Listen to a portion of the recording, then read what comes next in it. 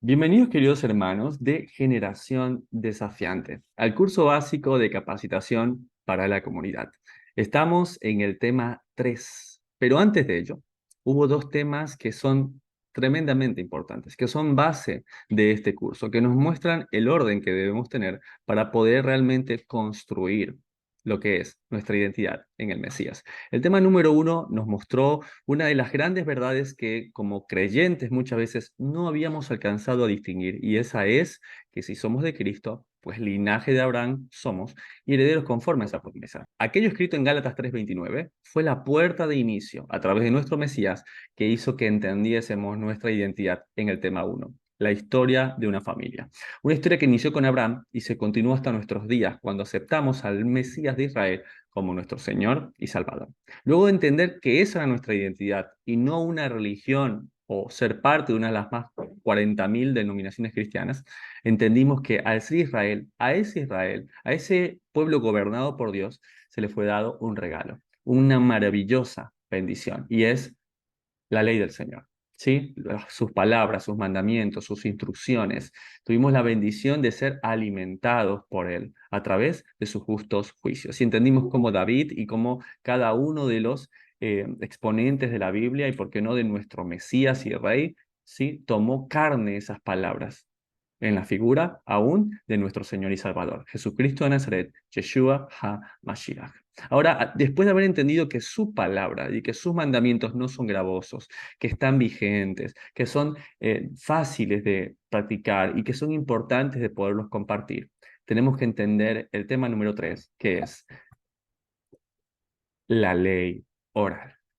La ley oral. Anotemos este título porque sin lugar a dudas tenemos que empezar a diferenciar lo que es la ley del Señor, la ley que el Señor dio en Sinaí a Moisés, la ley de la cual David habla como su deleite, como su bendición, ¿sí? Como su cántico, como es miel a su paladar, a diferenciarla de esto que el día de hoy se llama la ley oral. Y para ello me gustaría que hagamos una idea o que podamos hacer un ejercicio, y el ejercicio es el siguiente, es preguntarles a ustedes cómo detectar un billete falso. Cuéntenme ustedes qué piensan. Yo tendría que ponerme opción A, 1, buscar todos los billetes falsos, ¿sí? Y empezar a estudiarlos uno por uno. U opción 2 sería estudiar el billete verdadero y todo aquel que no tenga estas características, pues simplemente es falso. Sería una pérdida de tiempo ponernos a estudiar billetes falsos. Entonces, ¿cómo detectar un billete falso? Pues simplemente estudiando un verdadero, ¿sí? Cuando uno estudia, en este caso, por ejemplo, este billete, ¿sí? Uno sabe que tiene marca de agua, hilo de seguridad y otros tipos de componentes que lo hacen diferentes a cualquier tipo de billete que puedan presentársenos a nosotros. Entonces, de la misma manera, vamos a hacer en este tema número 3. No necesitamos estar estudiando las leyes orales o leyes que sean diferentes a la Torá, a sus mandamientos, a la Torá escrita, pero sí está bueno que aprendamos a diferenciar claramente lo que es y lo que no es. Por eso, el día de hoy escribí esto para ustedes. La Torá Sheviketaf, o es la Torá que está escrita, es el tema justamente del cual venimos hablando. La Torá, ¿sí? Que el Señor dio en Sinaí y que fue transcrita y que llega hasta nuestros días. ¿Sí? Se lo dividí de esta manera porque es como es conocida muchas veces en el mundo rabínico, y eso se los voy a demostrar más adelante. Torá, ley, mandamiento, instrucción, Sheviketaf, ¿sí? Que está escrita. De hecho, han de haber escuchado algún término como ketuvá, que tiene que ver con un contrato escrito. Esto es lo que hemos aprendido y es una forma de cómo se le conoce. Pero lo que vamos a estudiar ahora es la Torá Shebe'al-Pe, que quiere decir la Torá que está en la boca, ¿sí? Es algo que se transmite por vía oral. Por lo tanto, la ley oral o la Torá oral en el conocimiento de este tema va a ser exactamente la misma. Pero ¿qué es la ley oral? Es la interpretación de los rabinos, de los ancianos o sabios, del cómo guardar un mandamiento de la Torá Sheviketaf o la Torá escrita. ¿Sí? Entonces, cuando uno lee la Biblia, la Torá escrita, eso es la palabra de Dios.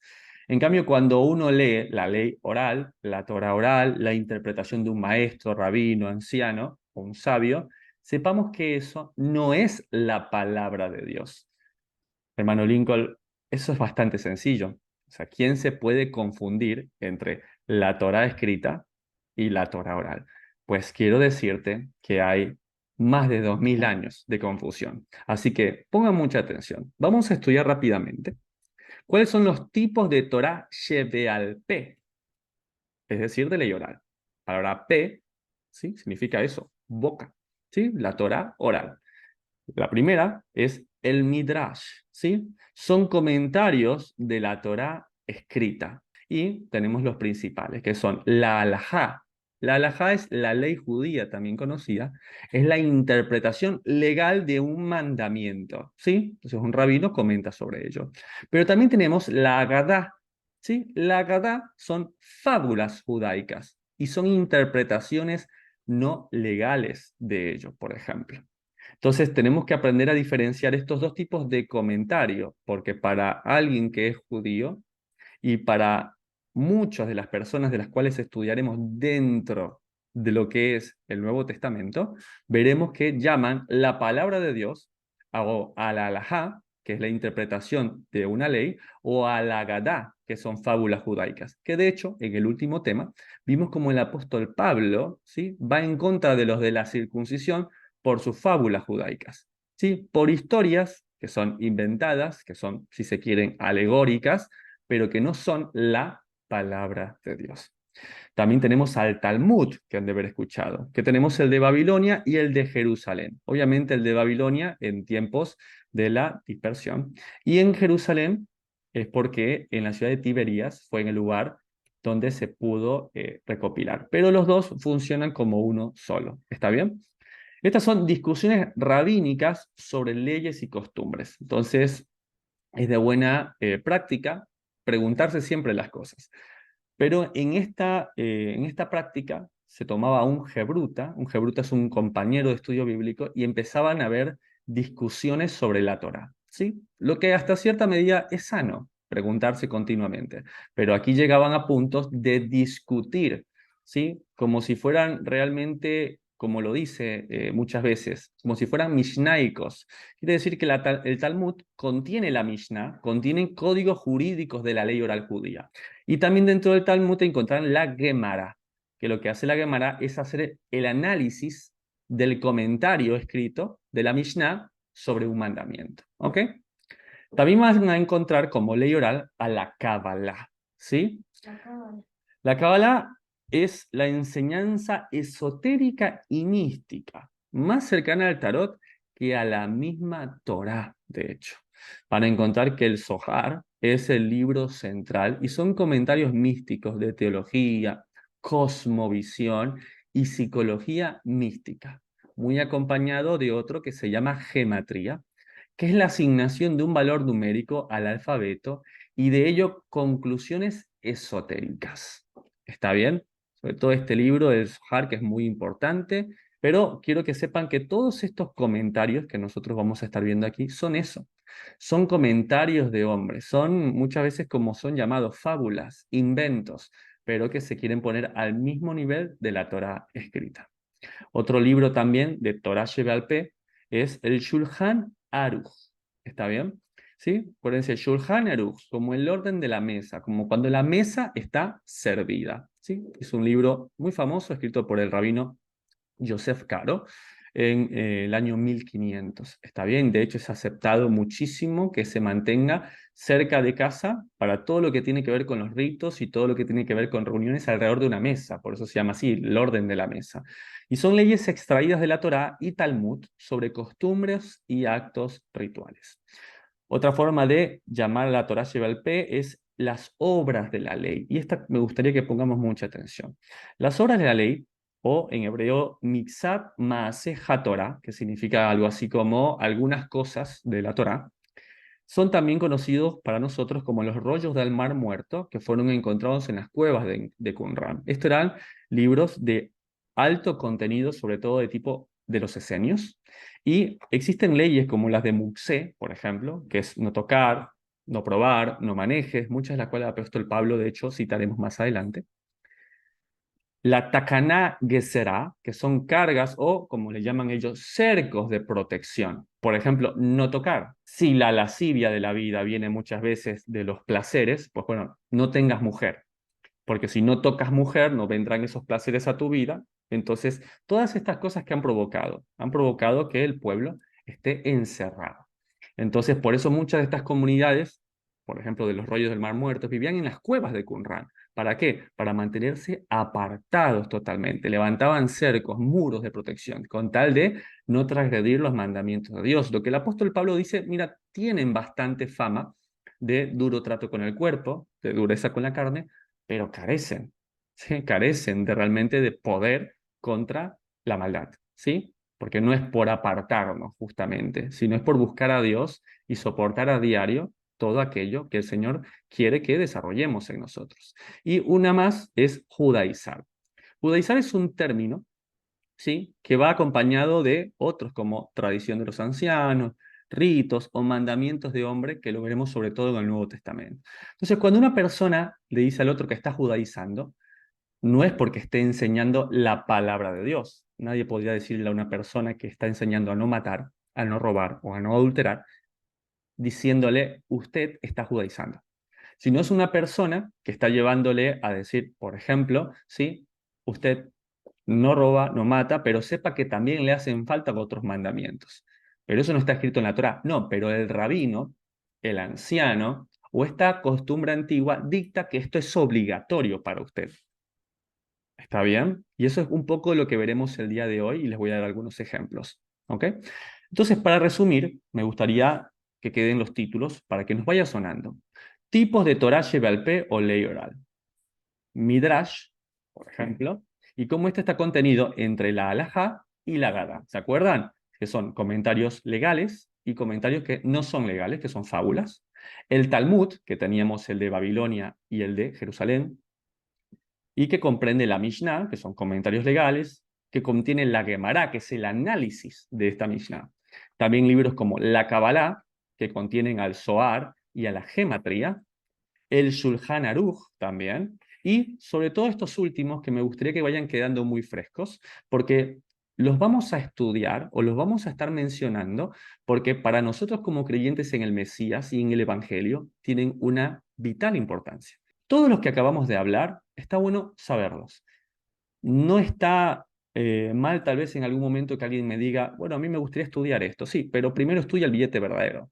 Sí, no sería correcto que una persona que no ha estudiado el billete completo, que no conoce las características, se empiece a manejar con un billete que por ahí él no va a ser todavía capaz de diferenciarlo con un billete falso. ¿Qué va a pasar? Va a terminar estafado. De la misma manera, ¿sí? Todos estos otros libros que iremos aprendiendo cuál es el lugar que deben de tener, no tienen realmente una importancia para nosotros porque todavía no hemos estudiado el billete verdadero. Cuando hayamos terminado la Torá, el Evangelio y hayamos entendido la Biblia, pues entonces sí, como he hecho el comentario muchas veces, con todo el gusto del mundo estudiaré otros libros, pero por ahora estoy enfocado en lo que está escrito. Sin embargo, recuerden los términos que vamos a aprender a continuación. Judaizar, tradición de los ancianos, rollos del Mar Muerto de las cuevas de Qumran, que es lo mismo, o también obras de la ley, Mixá, Masé, Hatorá, porque son los términos con los que encontraremos en el Nuevo Testamento, que voy a pasar también a explicar. Ahora, ustedes creerán que es un poco exagerado este comentario que les hago con respecto a todo esto que contiene, de forma básica, de hecho, una biblioteca oral judía. Pero les traje una fotografía, ¿sí? Con respecto a lo que se considera que todo rabino observante debería tener en su biblioteca, ¿sí? Vean ustedes cómo está aquí señalado la Kabbalah con el misticismo, ¿sí? El Midrash con todos los comentarios legales de la Torá, historias o fábulas, lo que nosotros estamos conociendo como la Gadá, ¿sí? El Shulchan Aruch, el orden de la mesa, la Torá, ¿sí? Que apenas cuenta con unos pocos libros porque sabemos que, bueno, son 5 específicamente que funcionan como uno también. Vean ustedes la halajá, la interpretación de la ley judía, y el Talmud, tanto el de Babilonia como el Talmud de Tiberias, el de Jerusalén. Y todo eso que ustedes ven allí, ¿sí? No es que es un libro, ¿sí? De Kabbalah y misticismo tienes muchísimos, ¿sí? Libros que hablen sobre el Midrash tenés un montón, igual de las historias o fábulas. Entonces vean ustedes cómo esto es un montón. Ahora, ¿qué piensa el judaísmo de la ley oral? Porque, ¿por qué razón para nosotros es muy sencillo entender que esto no es la palabra de Dios? Pero ¿qué piensa el judaísmo de la ley oral? Les voy a traer uno de los comentarios más famosos, que es de conocido como Rashi, Rabí Solomón, hijo de Isaac, que vivió en el 1040 hasta el 1105 de nuestra era. Y vamos a ver lo que dice justamente este prefacio del editor de la Torá con Rashi. ¿Está bien? Vean ustedes. Se los voy a poner en grande. Dice aquí: pero también se ha vuelto imprescindible presentar la Torá junto con un comentario que le explique. Cuando el Creador entregó la Torá en el Sinaí, presentó al ser humano dos enseñanzas, ¿sí? Una Torá escrita, Torá Sheviketav, que es lo que acabamos de ver, que es el texto del Humash, esto también ya lo vimos, los 5 libros dictados a Moshe, y una Torá Orá, Torah lleve al P. O sea, como que en el pensamiento judío hubo dos libros. O sea, uno escrito y el otro cómo interpretaba el escrito. Siendo esta última la ampliación, elucidación y explicación detallada de todo lo contenido en la primera. En sí mismo, la Torah, escrita, Sheviketá, presenta ambigüedades textuales prácticamente imposible de solucionar. ¿Se dan cuenta? O sea, la Torá es imposible de comprender. Dios hizo la Torá de tal manera que nosotros no podamos saber, no podamos entenderla. Pero hermano Lincoln, eso va en contra de lo que justamente dice la Torá, que no es demasiado difícil, que no son pesados, que no son gravosos, para que ustedes se den cuenta. Omite más de lo que devela la Torá. Su propósito no es detallar, sino servir de guía. Es por esta razón que el Creador la complementó en la revelación de la Torá oral. O sea que en el pensamiento rabínico, ¿sí? Judío específico, no de todas las casas judías, ya conoceremos más adelante que existen judíos, por ejemplo, que no siguen a rabinos, judíos que no leen Torah oral, sino solamente escrita, por ejemplo, como los judíos caraítas, pero no se dejen atraer porque de hecho blasfeman en contra del Mesías. Entonces, para que vayamos sacando ese pensamiento de que todos los judíos son iguales o todos los judíos piensan lo mismo, claro que no, pero entendamos de dónde proviene esto y cómo cuando hablas con un judío te va a hablar indistintamente entre la Torá escrita y la Torá oral. Y de hecho el apóstol Pablo es un excelente ejemplo de ello. Veremos mucho más adelante, pero como el apóstol Pablo muchas veces cita cosas de la Torá oral y dice, la palabra lo dice. Entonces, mucho cuidado con este aspecto y vamos a desmentir que había otro libro. Vamos a desmentir que en el Sinaí se entregaron dos leyes. Vamos a desmentir que lo único que realmente existió y existe es la Torá escrita. Vamos a ir todos juntos a Josué capítulo 8, donde vemos cómo Josué lee la Torá. ¿Sí? En el verso 34 dice: después Josué leyó cada una de las palabras del libro de la ley, tanto las bendiciones como las maldiciones. Eso ya lo leímos en Deuteronomio 28. Y no hubo una palabra, una sola, dice, de todo lo que Moisés había mandado, que no leyera Josué ante toda la comunidad de Israel, incluyendo las mujeres y niños y aún los extranjeros que vivían entre ellos. Entonces, ¿había más de una Torá?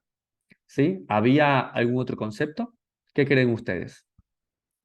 Claro que no, claro que no. Entonces, que quede bastante claro que en ningún momento hubo dos tipos de leyes, sino que siempre ha sido y siempre será solamente la Torá. Ya aprendimos que la Torá Sheviketav, la ley escrita, no es muy difícil, imposible o pesada. Pero sí hay algo que es una carga muy pesada, un yugo imposible de llevar. Y eso sí, es cierto, porque el Mesías dijo en Mateo 23, ustedes cargan pesadas, pesadas, los atan con estas, con pesos imposibles de llevar que ni siquiera ustedes ni sus padres han podido llevar. ¿Y cuál es esa carga imposible de llevar? Esta, ¿imaginas a Moisés, al Mesías, andando con todo esto encima? Claro que no, ¿sí? Es imposible llevar todo esto, ¿sí? Ahora, la pregunta sería, ¿esto es una carga pesada y difícil de llevar? Totalmente, ¿sí? Es una carga imposible. De hecho, aquellos que en algún momento hemos podido tal vez mirar un poco lo que es el Talmud, hemos mirado tal vez un poco con respecto a las discusiones, te das cuenta que son de no terminar. Son de no terminar, no terminas poniéndote de acuerdo, sino tomando una postura, no te termina quedando claro algo, simplemente empiezas a estar del lado de un rabino y no mucho más. Entonces mi pregunta es para ustedes, ¿qué prefieren, esto o esto? Que es la palabra de Dios que permanece para siempre. Wow, hermano Lincoln, honestamente, después de todo lo que he venido aprendiendo, yo ya no me puedo quejar de mi Biblia. Yo creía que mi Biblia era grande, pero después de haber visto toda esa gama de libros, me doy cuenta de que, ¿por qué no me he leído la Biblia? ¿Por qué no la he estudiado a profundidad? Entonces se dan cuenta porque nuestra intención de buscarla debe ser mayor que la de los escribas y fariseos, que se aprendían todos estos libros, los rabinos se aprenden todos estos libros, y nosotros tenemos la bendición de poder estudiar solamente la Escritura, solamente la Biblia, y muchas veces nos llenamos de excusas. ¿Dónde hay evidencia de que debemos esforzarnos en prestar atención a lo que únicamente está escrito en la Torá? ¿Sí? ¿Dónde dice esto? Y justamente, nuevamente, Josué capítulo 23, ¿sí? Nos cuenta sobre la ley escrita. En el verso 6, él dice, esforzaos pues mucho en guardar y hacer lo que está escrito en el libro de la ley de Moisés, sin apartaros de ello ni a diestra ni a siniestra. Entonces queda suficientemente claro lo que dice Josué en este momento. Hay que esforzarse en qué, en hacer todo lo que está escrito en este libro de la ley. Esto es lo que tenemos que hacer. Vamos a volver a leerlo. Josué 23, la ley escrita. Esforzaos pues mucho en guardar y hacer todo lo que está escrito en el libro de la ley de Moisés, sin apartaros de ello ni a diestra ni a siniestra. Esto es lo que tenemos que enfocarnos. Aquello que está escrito. ¿Alguien nos dice algo perfecto? ¿Lo estamos escuchando? Sí. Pero ¿dónde está escrito aquello que nos está comentando? ¿Sí? Veamos qué pensaba el Mesías. Vamos por un momento a ver qué era lo que hablaba el Mesías. Vamos a ir a una de las primeras palabras. En Mateo capítulo 4, las primeras palabras del Mesías de Israel. Dice en el verso 17.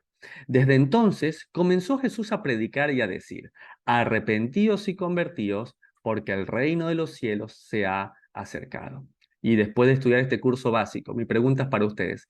¿Aquí dice arrepentidos y convertidos o qué palabra es la que suena en nuestra cabeza? Muy bien, exactamente, Teshuvah. ¿Sí? El Señor decía Teshuvah, vuelvan al punto de partida, vuelvan al lugar donde se apartaron, vuelvan a la instrucción, vuelvan a sus mandamientos. Entonces, aún el Señor no andaba con leyes orales. Él lo que hablaba constantemente, ¿sí? Era vuelvan a la palabra de Dios. Cuando le preguntan a él, pues mis palabras no son mías. Mis palabras son de mi Padre. De hecho, él cita el libro favorito que tiene de entre la Torá, que es Deuteronomio.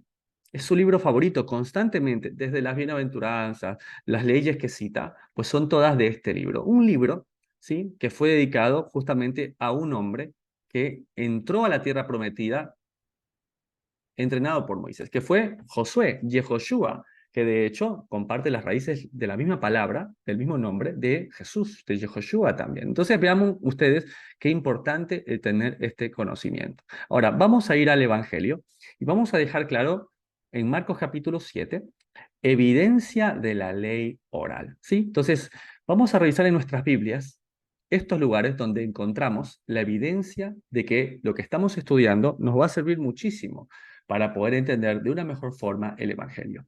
Verso 1. Se juntaron a Jesús los fariseos y escribas que habían venido de Jerusalén, viendo a algunos de los discípulos de Jesús comer pan con manos inmundas. ¿Sí? Esto es, no lavadas, y los condenaban. Entonces, primer punto importante es que eran personas que venían de Jerusalén. ¿Sí? Nosotros ya hemos entendido la diferencia entre un judío y un judeano. Un judeano es alguien que vive en la capital, que vive en Jerusalén, y es allí donde usualmente están las escuelas rabínicas, la yeshiva. Por lo tanto, cuando la Biblia hace referencia de los que vienen de Jerusalén, ¿sí? En este caso lo especifica, que son fariseos y escribas. Son gente sumamente conocida y entendida, pero no solo en la Torá, sino en la Torá oral. Y ellos dicen que los discípulos comen con manos inmundas. Mucha atención, no dice que estén sucias, dice que están inmundas, que son no lavadas, y los condenaban. Verso 3 dice así, porque los fariseos y todos los judíos, aferrándose a la tradición de los ancianos, si no se lavan las manos, no comen. Y uno pensaría entonces, los discípulos eran sucios, o sea, no se lavaban las manos antes de comer. Entonces, el hecho de que yo me lave las manos antes de comer es una costumbre farisaica. Vamos a leer el verso 4, dice, y volviéndose de la plaza, si no se lavan las manos, no comen. Y otras, como los lavamientos de los vasos de beber, de jarros, de los utensilios de metal, cucharas, cubiertos, de los lechos, o sea, de las camas, le preguntaron, pues, los fariseos y los escribas, ¿por qué tus discípulos no andan conforme a la tradición de los ancianos, sino que comen pan con manos inmundas? Entonces, recuerdan que ya habíamos anotado que tradición de los ancianos es una forma de llamarle a la Torá Shebe'al-Peh. Ahora, yo quisiera hacerles una pregunta, que es la siguiente. Pregunta, ¿te lavas las manos al volver de la calle y antes de comer? ¿Sí? Antes de servir la comida, ¿revisas platos, vasos y utensilios limpios? ¿Sí? ¿Estás pendiente de que las sábanas de las camas estén limpias? Sí, claro que sí. Todos nosotros hacemos eso. Veamos qué tiene para decir el maestro a aquellos que hacemos eso. Dice en el verso 6 de Marcos 7, hipócritas. Bien profetizó de vosotros Isaías, este pueblo de labios me honra, mas su corazón está lejos de mí, pues en vano me honran, enseñando como doctrinas mandamientos de hombres. Porque dejando el mandamiento de Dios, os aferráis a la tradición de los hombres, los lavamientos de los jarros y de los vasos de beber. No sé cuántos de ustedes se sienten en este punto como impactados, diciendo, ¿cómo es que el Señor me llama ahora un hipócrita porque me lavo las manos? O me dice que sigo mandamientos de hombre porque estoy revisando que un plato no esté sucio o que en mi cama no haya impurezas. ¿Qué de malo tiene eso? Y de hecho la pregunta que te haces es bastante buena, porque vean ustedes cómo lavarse las manos es un mandamiento. De hecho, está escrito que antes de realizar las actividades diarias, en Éxodo 30:18, es de buena práctica. Luego de tocar algo sucio o contaminado también, como en Levíticos capítulo 15 y verso 11. De hecho, esta práctica salvó de la peste negra al pueblo de Judá y también los hizo foco de la mirada antisemita. ¿Por qué? Porque al lavar las manos en agua corriente, como es un mandamiento de la Torá, ¿sí? Recuerden que la salud, ¿sí? Es un mandamiento en la Torá. La higiene que el Señor pide de nosotros es un mandamiento escrito por Él, ¿sí? Pero no lo dice que sea de forma ritual como tal, ¿sí? No dice que sea un rito que llevase pasos a seguir. Entonces quiero que prestemos atención, porque el Señor no está en contra de lavarnos las manos, como está en la Torá, no está en contra de que alguien busque la limpieza y la higiene, que es un mandamiento en la Torá. Quiero presentarles lo que es el Netilat Yadayim, o es el lavado de manos sacrificial o ritual, ¿sí? Vean ustedes, para que entiendan el concepto, esto sacado de una página judía, ¿cuál es el pensamiento con respecto al lavado de manos? Dice así, ya estás levantado, ya estás vestido, incluso ya le agradeciste a Dios por devolverte el alma. ¿Qué más podemos pedir? Espera, ¿te lavaste las manos antes de salir de la cama? ¿Cuáles son las razones? En el templo de Jerusalén, los sacerdotes se lavaban las manos antes de comenzar el servicio diario. Sí, lo vimos, eso es un mandamiento. Cada persona es un sacerdote en el templo, que es su casa y su corazón. ¿Está perfecto? Parece que la referencia está muy linda, habla de higiene, ¿no? Pero acá empieza el esoterismo, aquí empieza las fábulas judaicas. Cuando el cuerpo descansa, el alma asciende a las esferas superiores para recargar energías. Esos son cuentos. Solamente quedan en nuestro cuerpo las energías más básicas, las necesarias para poder continuar con las funciones corporales. ¿Dónde está escrito esto en la Torá? El vacío espiritual permite al cuerpo entrar en estado de impureza espiritual, llamado tumá, o espíritu de muerte. Cuando nos levantamos para quitarnos los vestigios de la tumá, es que debemos hacerlo. O sea, imagínate en el pensamiento de esta fábula judaica, ¿sí? De esto que, como vimos, es más parecido al tarot, a espiritismo, que a la propia Torá. Dice que cuando tú te acuestas a dormir, es como que te mueres, ¿sí? Y en vez de en paz me acostaré, así mismo me iré, porque solo tú me haces dormir confiado, Señor. que mi presencia, que mi alma siempre está delante de ti, viene sobre nosotros un espíritu de muerte. Y ese espíritu de muerte, al abandonarnos, se nos queda en las manos. Entonces, ¿qué dicen? Tú tienes que, antes de dormir, preparar una jarra de agua, un cal, ¿sí? O un kel, y colocarla debajo de la cama, para que antes de levantarte, sacarte el espíritu de la muerte. Y de hecho, ese lavado ritual también es el que se hace previo a tocar la comida, porque funciona de la misma manera. Si tú tocas la comida sin haberte hecho este lavado ritual, tú contaminas un pedazo de pan y el espíritu de la muerte viene y se apodera del pan y al comértelo estás contaminado. Y te cuentan todo esto. Te dice, antes de lavarte, asegúrate que las jalot, el cuchillo para cortarlas, el cobertor y la sal estén en la mesa. Esto es un ritual. 2, hay que colocar en las cocinas toallas de manos para que nuestros invitados se sequen después del lavado. 3, puedes utilizar tanto una jarra especial para el lavado grande, grande con 2 asas, como un vaso regular sin asas, que no tenga fisuras ni forma de pico en el borde superior, ya que tenga al menos 150 mililitros de capacidad. Quita todos los anillos de tus dedos, sostén la jarra en tu mano derecha, mientras la llenas con agua del grifo. Pasa la jarra de tu mano izquierda y vierte casi la mitad del agua sobre la mano derecha, empapando ambos lados de la mano. Y desde la muñeca hacia abajo, el agua debe cubrir toda el área de la mano. 6. Ahora pasa la jarra a la mano derecha y repite en el lado izquierdo. Rellena la jarra si es necesario. Después de que las manos han sido lavadas, deben ser mantenidas en alto para que el agua escurra hacia la muñeca y no hacia los dedos. Y en ese momento se recita la bendición. Y ahí tú escuchas, ¿no? Baruch atah Adonai Eloheinu melech haolam, asher kideshanu bemitzvotav vetzivanu al netilat yadayim. Entonces, ¿qué dice esta bendición? Bendito eres tú, Señor Dios Padre, creador del universo, que nos has ordenado. Escuchen esto. Nos has ordenado el lavamiento de manos ritual. La pregunta sería, ¿dónde dice en la Biblia que nos tenemos que lavar las manos así? ¿Dónde está en la Biblia que si yo voy a la casa de Miguel Ángel me hace pasar al cuarto de baño y me dice, mira, aquí está aquí está el agua, y yo tengo que estar esperando que diga, Baruch atah Adonai Eloheinu melech haolam asher kideshanu? ¿Dónde está?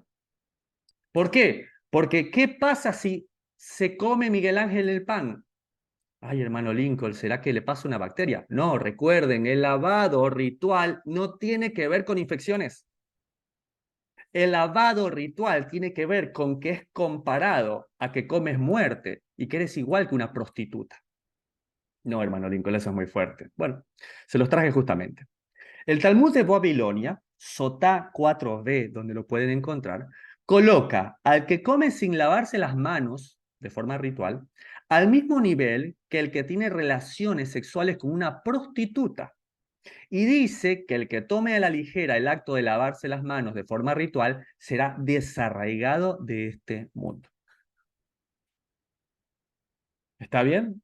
Entonces, el lavado de manos ritual, el Netilat Yadayim, claro, si tú vienes de esta corriente y te encuentras creyentes en el Mesías, ¿sí? Que están comiendo, y ven que cuando se comen no están diciendo Baruch atah Adonai Eloheinu, saca el espíritu del Ruatumá de muerte de mí, límpiame la mano derecha, mano izquierda, las manos hacia arriba, las manos hacia abajo, como los gorilas. O sea, cuando alguien no hace esto, cuando alguien no hace todo este ritual, entonces es comparado con alguien que tiene relaciones sexuales con una prostituta. Debe ser desarraigado del pueblo de Israel. La pregunta es, ¿esto es un billete falso o verdadero? Falso. ¿Por qué? Porque no está escrito en la Torá. Si en la Torá estuviera escrito, pues diría Levíticos capítulo 20, verso 43, lavado de manos ritual, colocar en una mano. El Señor no lo estipuló de esa manera. El Señor estipuló lavar nuestras manos en agua corriente. El Señor estipuló que luego habernos contaminado con secreciones, con sangre, pues nos lavemos, nos mantengamos aparte. El Señor estipuló que hagamos pozos ciegos para letrinas afuera del campamento. Eso estipuló el Señor, no lo que estamos viendo el día de hoy. ¿A alguien le queda claro ya lo que es el lavado ritual? ¿Sí? Esto es el lavado ritual. Y no tiene que ver con higiene, nuevamente. Tiene que ver con fábulas de que si tú tomas pan con estas manos impuras ritualmente, pues te mueres. Debes de ser desarraigado de Israel. Eres comparable a alguien que tiene relaciones impuras. No tiene que ver nada con la comida. sino con un acto, que es prácticamente una fábula. Mateo capítulo 15, Netilat Yadayim, vamos a ver el contexto de esto, ¿sí? Luego de explicar el Mesías que, bueno, esto no hay problema. Lavarse las manos de forma ritual, pues no contamina los alimentos. ¿Por qué? Porque lo malo es lo que está en el corazón del hombre. O sea, la impureza está en nuestro corazón. Pero recuerden, aquí no están hablando de higiene ni de alimentos. Estamos hablando de un ritual, nada más. Verso 12. Entonces, acercándose sus discípulos, le dijeron, ¿sabes que los fariseos se ofendieron cuando oyeron esta palabra? Él dijo, toda planta que no plantó mi Padre Celestial será desarraigada. Son ciegos guías de ciegos, y si el ciego guiara al ciego, ambos caerán en el hoyo. Respondiendo Pedro le dijo, explícanos esta parábola. Verso 17. ¿No entendéis que todo lo que entra en la boca va al vientre y es echado en la letrina? Pero todo lo que sale de la boca y del corazón sale, esto contamina al hombre. ¿Se dan cuenta? Está hablando de contaminación. Porque del corazón salen los malos pensamientos, los homicidios, los adulterios. Verso 20. Estas cosas son las que contaminan al hombre, pero el comer con las manos sin lavar no contamina al hombre. No se está hablando de alimentos, no se está hablando de higiene. Se está hablando de un acto ritual que dice que si tú no te haces netilat yadayim, hay un espíritu de muerte que entra en ti y que tú te vuelves impuro, tan comparable con alguien que tiene relaciones sexuales con una prostituta. Les pregunto, ¿esto es ley escrita, ley de Dios o ley de los hombres? Justamente, él mismo lo dice, tradiciones de hombres. Y de hecho, Marcos capítulo 7, si volvemos nuevamente a la visión de Marcos, en evidencia de la ley oral, miren lo que dice en el verso 9. Bien invalidáis el mandamiento de Dios. El Señor va a decir, esto es falso y esto es verdadero. Y arranca con el billete verdadero, ¿sí? Para guardar vuestra tradición. Vamos al billete verdadero, verso 10. Porque Moisés dijo, honra a tu padre y a tu madre. Eso es el billete verdadero. Claro que sí, hermano Lincoln, mandamiento número 5. Y el que maldiga al padre o a la madre, muera irremisiblemente. Eso está escrito. Eso es palabra de Dios. Eso es la Torá. Pero veamos que sigue diciendo el Mesías, verso 11. Basta que diga un hombre al padre o a la madre. Ahí le va a decir, ahora les voy a mostrar el billete falso, que son ustedes. Basta que diga un hombre al padre o a la madre, es corbán, ofrenda a Dios, aquello con que pudiera ayudarte, y no le dejáis hacer más por su padre o por su madre, invalidando la palabra de Dios con vuestra tradición. Clarísimo. Entonces, ay, es que es espiritual, me lo enseñó mi rabino, mi pastor, mi anciano. Te lo pudo haber enseñado quien quieras. Dice Galatas 1:8 que aún un ángel del cielo, si te viene y te enseña otro evangelio diferente, sea maldito. Entonces acá ponen mandamiento de padre y madre o corbán. No, yo tenía separado, por ejemplo, $100. Ah, yo se lo voy a entregar como una ofrenda, como algo especial al templo. Perfecto, está muy bien. Excelente. Pero resulta que mi padre enferma, mi madre está enferma. Pues bueno, yo tengo que usar ese dinero pues para honrar a mi padre y a mi madre, para ayudarlo. Pero la excusa, ¿cuál es? Es corbán. Lo siento, no puedo ayudarte, lo lamento. Pero hijo, no tengo para la medicación del corazón. Lo siento, es corbán. Me respaldan, es corbán. No puedo dártelo. ¿Ves cómo los mandamientos del hombre están interesados justamente en aquello? Allí tenemos la diferencia entre el billete verdadero y el billete falso. Tenemos el mandamiento del Señor y los mandamientos de los hombres. ¿Y sabes qué? Muchas veces hemos estado así. Imagínate que te invitan a predicar a un lugar y en aquel lugar escuchas un constante amén. Alguien predica y es amén. Alguien dice aleluya, amén. ¿Sí? Es un lugar encendido. Y alguien habla, pero es que no lo dejan ni terminar de hablar y dice amén constantemente. Pero tienes otro lugar que también te invitan a llevar la palabra. Y los que están reunidos allí, pues cuando tú predicas algo, en vez de decirte amén, te dicen, ¿dónde está escrito eso, hermano? En vez de decirte amén, te dicen, ¿cuál es el contexto de esto, hermano? En vez de decirte amén, te dicen, espera que lo reviso, ¿dónde está en la Biblia? Pues, hermano Lincoln, yo creo que, no sé, hay gente que va a estar más contento con los que dicen amén, a pesar de que no sepan ni lo que están diciendo. Sí, pero nosotros como estudiantes de la Escritura, Estamos felices con el segundo grupo. Me encuentro con estudiantes así, que constantemente dicen, hermano, ¿dónde está escrito eso? ¿Cuál fue el contexto? Deje que yo lo reviso. Y no solamente nosotros, sino uno de los más grandes exponentes de la Biblia, como es el apóstol Pablo, está más contento con el segundo grupo. Vean ustedes lo que dice Hechos, capítulo 17. Pablo y los de Berea. Pablo está en uno de sus viajes misioneros y está en Tesalónica, donde hay muchos de los amén, amén, amén, pero a la hora de buscar al Señor están bastante flojos de papeles. Verso 10 dice, los hermanos enviaron de noche a Pablo y a Silas hasta Berea, y ellos, habiendo llegado, entraron en la sinagoga de los judíos. Mucha atención, porque muchas veces se dice que son gentiles los que estaban aquí. Y no, vean ustedes que son judíos.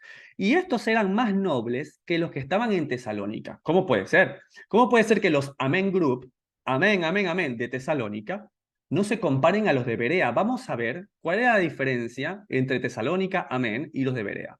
Pues recibieron la palabra con toda solicitud. En eso se parecieron a los de Tesalónica. Amén, claro que sí. Pero escudriñando cada día las escrituras para ver si era así. El apóstol Pablo enseñaba algo y revisaban en sus Biblias. ¿Dónde está escrito? ¿Dónde está la referencia? Verso 12. Así creyeron muchos de ellos y las mujeres griegas de distinción y no pocos hombres. Queda bastante claro entonces que los de Berea eran mucho mejor que los de Tesalónica. ¿Por qué? Porque eran del grupo que decía, ¿dónde está escrito? ¿Dónde está el contexto? Déjame que lo revise. ¿Por qué? Porque si nosotros no tenemos esta actitud, no podremos llegar a donde el Señor ha dispuesto que lleguemos. Dentro de esta sala, ¿sí? Y he tenido el honor de conocer muchos judíos, ¿sí? Que realmente quieren profundizar en las Escrituras. Y ya lo vimos, el que busca la Torá debe guiarle ¿a quién? Pues al Mesías de Israel. Pero cuando en vez de poner corazón, pasión y el deseo de aprender, ponemos a la Torá con Rashi, queremos escuchar rabinos, queremos escuchar leyes orales, queremos escuchar gematría, Mishnah, Gemara, pues no va a poder llegar a donde está el Mesías. ¿Por qué? Porque ha decidido poner por encima de la Torá, por encima de la palabra de Dios, mandamientos de hombres. Y de igual lado nosotros que venimos del cristianismo, que venimos de conocer la cruz, el sacrificio del Mesías. La cruz debe guiarnos a cumplir sus mandamientos, a amarlo, porque el que le ama guarda sus mandamientos.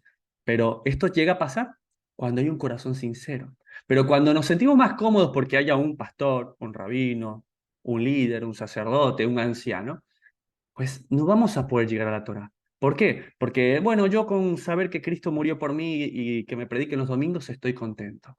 Y nos estamos perdiendo de esto maravilloso de poder llegar.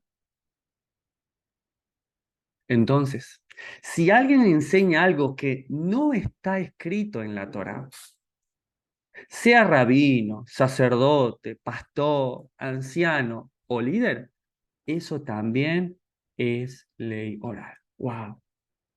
Entonces, saquemos el concepto de que leyes orales o Torah oral tiene que ver con un rabino. Tiene que ver con cualquier persona, ¿sí? Que no enseña algo que está en la Torah Shebiketaf, que tiene sustento en la Biblia. Y eso porque muchas veces este curso tiene como uno de sus objetivos que podamos acercarnos un poco al pensamiento de Judá, que se ha tal vez muchas veces resguardado en sus sabios. Pero nosotros no nos quedamos atrás también. Nosotros también tenemos, en vez de rabinos, papas, ¿sí? En vez de maestros, fariseos, tenemos pastores, líderes, que nunca nos preocupamos por saber de dónde venía lo que se nos enseñaba, sino que nos quedamos cómodos con la Torah oral. Y habría que preguntarnos, ¿de cuánta ley oral estoy lleno? ¿De cuántos mandamientos de hombres, tal vez que no están en la Mishnah, en la Gemara, en la Kabbalah, pero sí están en aquellos libros que me compartieron y que tal vez pasaba meses meditando, de cantantes, de pastores, de apóstoles, entre comillas, pero que estaban carentes de la palabra de Dios?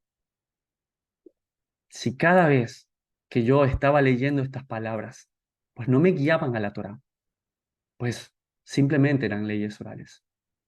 Entonces había que ponernos a reflexionar y decir, Señor, límpiame, límpiame de tanto pensamiento de hombre, límpiame de esto y lléname de tu bendita palabra. Esta es nuestra oportunidad, familia. Esta es la oportunidad de que podamos realmente entender y sacar de nosotros todo aquello que sea la ley oral, todo aquello que no provenga del Señor. Que aprenderemos más adelante que la ley oral tiene ciertos usos y que tiene ciertas significancias para nosotros, puede ser. Pero lo más importante de esto es que entendamos que si bien la ley oral son interpretaciones de los rabinos que nos ayudan a entender el contexto, por ejemplo, del pueblo de Judá, entender a quiénes se enfrentaba Jesús en tiempos del Evangelio, cuáles eran los predicamentos por los cuales el apóstol Pablo, por ejemplo, era enfrentado, que para eso nos va a servir muchísimo y va a ser una gran bendición, pero de entenderlo lo suficiente como para saber que es la ley del Señor la que cambia el alma. Son los mandamientos del Señor los que son justos y fieles. Y es la ley del Señor, la Torá, la que tiene que ser escrita en nuestros corazones y no las que determina un hombre. Hasta acá llega la grabación del día de la fecha.